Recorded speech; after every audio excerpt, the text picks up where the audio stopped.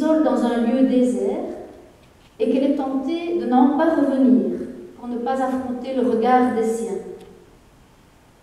Et pourtant, elle va s'appuyer sur sa confiance radicale en Dieu et, le texte dit, elle revint à son peuple portant l'enfant. Elle est la figure de la femme de foi qui s'engage jusqu'au bout et qui donne à son peuple l'enfant prophétique. De son côté, le texte biblique nous montre à plusieurs reprises dans la suite une Marie qui ne comprend pas toujours les choix de son fils, qui s'efface, qui médite et qui souffre. Elle aussi devra devenir progressivement disciple du Christ, le suivre parfois de loin, parfois de tout près. Elle aussi vivra le mystère pascal de sa mort et de sa résurrection.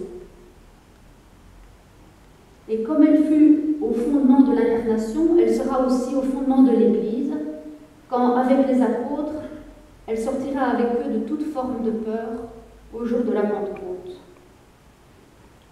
Marie qui devient disciple du Christ. Le texte de l'Évangile ne dit rien de la fin de vie de Marie. Personnellement, j'aime me la représenter comme certaines figures de ces croyants âgés que nous connaissons tous, de ces hommes et de ces femmes qui ont traversé une vie de fidélité engagée à l'Évangile, qui ont été bien sûr marqués par les épreuves et les douleurs de la vie, par les doutes aussi peut-être, de ces hommes et de ces femmes qui ont au fond des yeux cette douceur et cette sérénité des traversées, qui se sont appuyés sur l'amour de Dieu, sur une confiance radicale en la vie.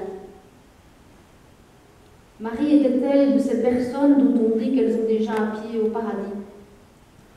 Est-ce pour cela que tous les âges la diront bienheureuse?